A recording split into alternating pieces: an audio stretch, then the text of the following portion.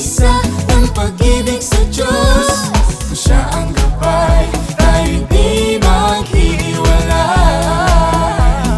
Dito sa mundo tayo ay nabuo, natutuman na hindi pa rin perpekto.